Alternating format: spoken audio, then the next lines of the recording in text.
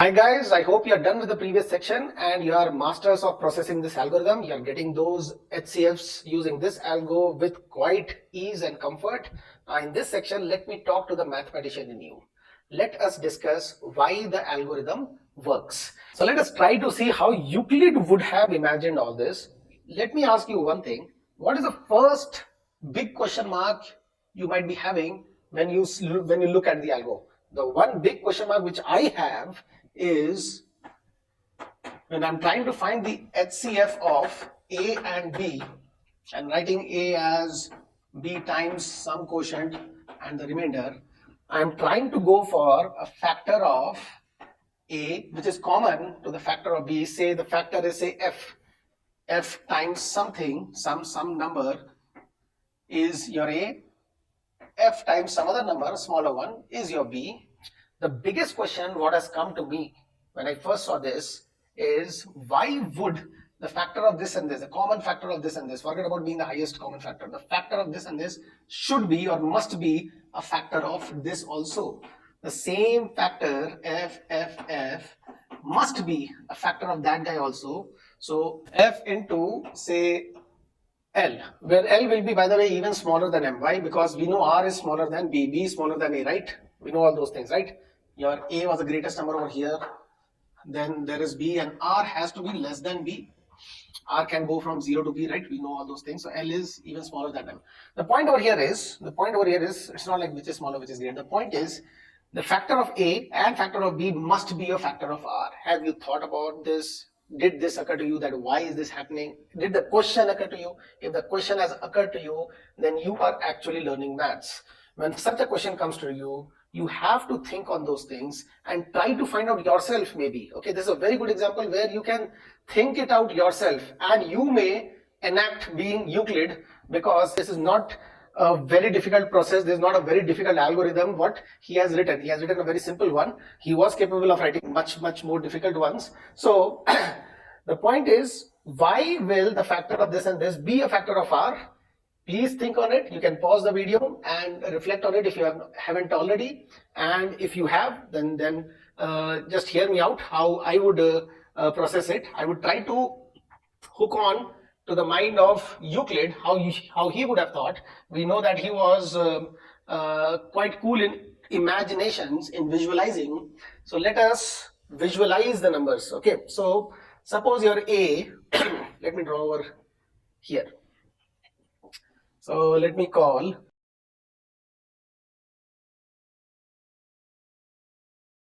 this much as A. Okay, if it will be a very thin line for you to see, I'll just make a box out of it. So suppose this much is your A, that's your A.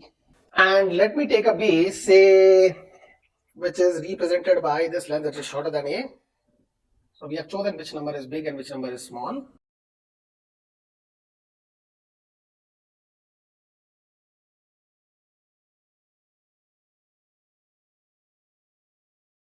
Say that's your B. And we have to find the highest common factor. Mind you, these are integers, right? They go in steps of 1. If I have to draw, I have to draw one length and then a 2 and then a 3. I can't draw half or 1 point something, 3.5, something like that. I can't do that. It goes in steps of 1. So obviously, if I break into many ones, then both will have 1 as a common factor, right? That's the least common factor we have discussed. Chunks of 1 breaks it evenly. Okay, suppose the number was say 37, then 37 of ones will perfectly end over here, right? So 1 is a factor, but I'm not talking about 1. We are imagining a bigger factor. Maybe 1 is a factor. Maybe we have a big factor. See, the biggest factor is say this length, around this length. Okay, so what should that length do? That length should divide this number equally, right? It should end up perfectly. It has not. So this is not, this length what I took is not a factor, right? Now suppose I hit upon a factor which divides it equally. All these small parts are all equal. I'm not drawing again because it may mess it up. Okay, suppose I take that, then what is a common factor? The same length should divide B also equally, exactly. All parts are exactly same and it ends over here, right? The same length which represents a number should divide this and this. The biggest of that what I take is called the highest common factor, right? It is dividing both, so it is a common factor. It is dividing, so it's a factor. Highest common factor, it should be the biggest of such length. Smallest of such length is 1, we have discussed, right? So let me just make some marking and divide it off. Okay, say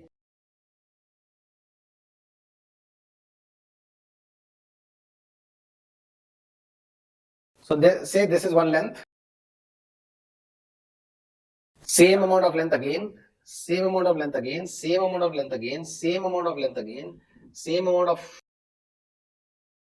length again, and same amount of length again. Okay, so suppose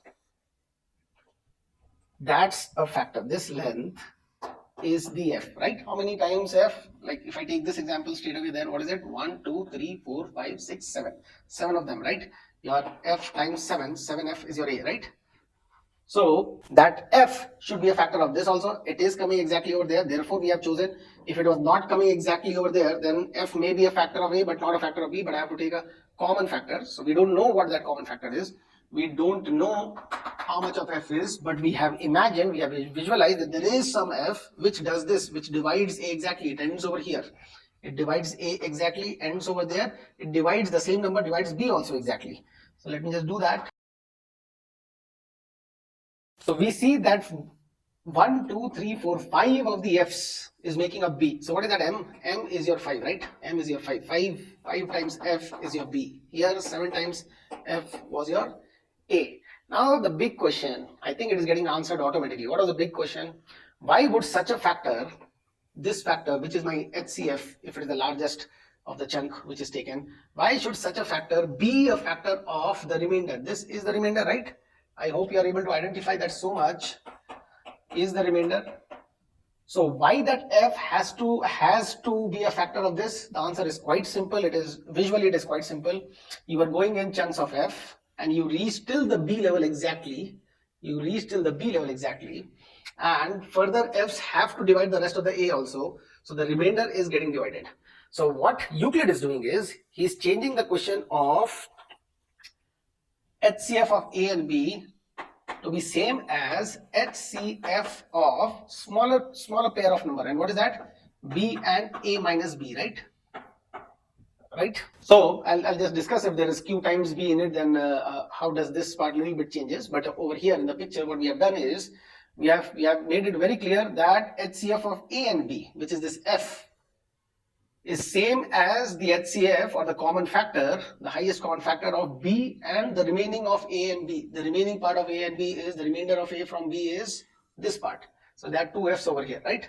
So this is your remainder r, and we are taking a factor of this and this. So we start doing the process of dividing b with the r's.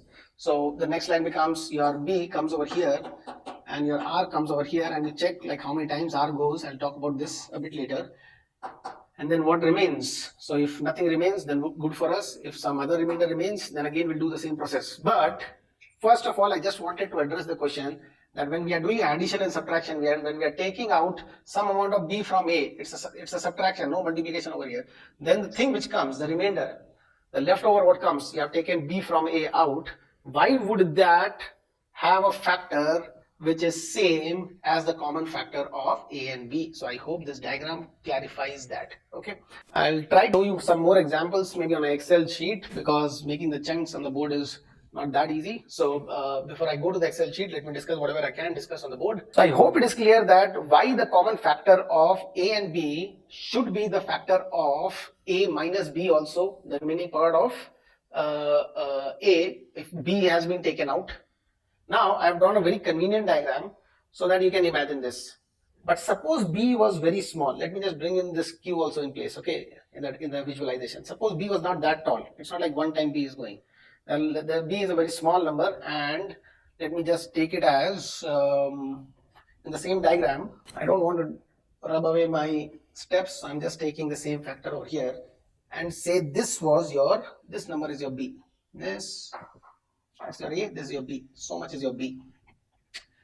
Now what is the remainder if I do a minus b over here without doing a q and all? Then what is it? What do we get? What we get is the remainder is so much, right? Or the remaining part, we won't call it as remainder. The remaining part So say capital R, the remaining part is so much. Now this is a bigger number than B, right? And it is still true that the factor of this, when you break this R into small pieces, the factor of this, that F length, the factor of these two, the common factor of these two, F would be the factor of this R also. So the question becomes, HCF of A comma B is same as HCF of R comma B. But can you see that R is again a large number? You'll rather try to work with smaller numbers if you can. Okay, this is not wrong. This is absolutely correct. Okay, but we have a better convenient way of working it.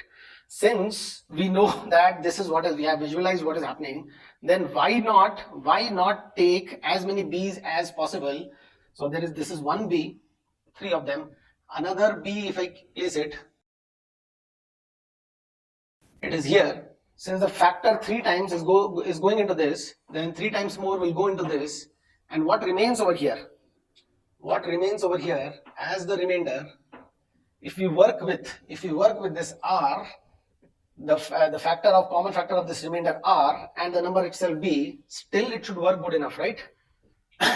3 times your F was this and 1 times F would be R, right, in this diagram, in this particular example. So the HCF of this comma this is not only the big remaining part, which is your A minus B comma B, but also HCF of a lot many B's have been taken out. Okay, a lot many B's has been taken out. Let me represent it like this. A minus, how many B's have been taken out? 2 B's have been taken out. This is one B, this is another B. 2 B's have been taken out. So that comma B, the remainder of this, this is the remainder, and B, the HCF of this comma this is also the same thing. So you can see in the diagram, I'll just summarize this part, and you may watch it very slowly. Okay, you may just pause and repeat this. Okay, understanding this is the requirement of maths.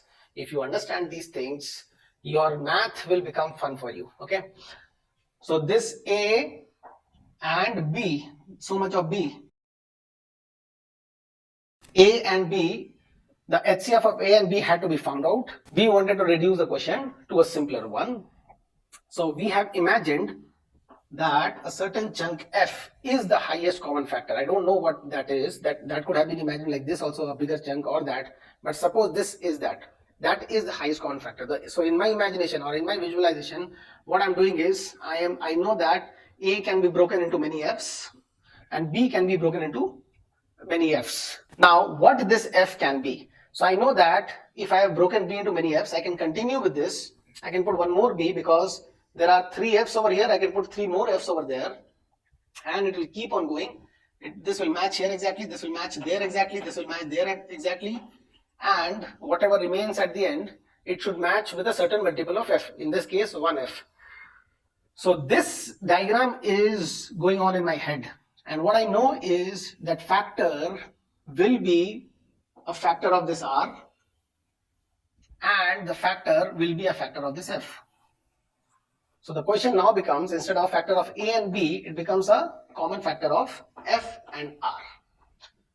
So I hope you have understood the logic behind doing this. I'll show you the same process using some, most probably I'll sit down on Excel and just show you how we can find the remainder. In Excel, beautifully all those 1, 1, 1, 1 rows, I can just make it as 1 because I know that natural numbers go in steps of 1. Okay, so I'll just pull down any amount, any length without even knowing how much is the length, another length, meaning to say 2 numbers, and do the algo without even knowing what the numbers are. Let us see whether we get the right answer or not. Hi guys, let me just visually do the same algo. What I'll do is I'll just try to replicate what the algorithm does with A and B's as vertical columns. So I'll just use an Excel and hopefully you get this over here on one side. So say this is your A, a long one, and then there is your B, the other one is your B. So what does the algo say? How much ever B's you can take out from A, you take out that. So what I'll do is I'll just copy paste my B's, as many as possible, which fits into A, and whatever remains is the remainder.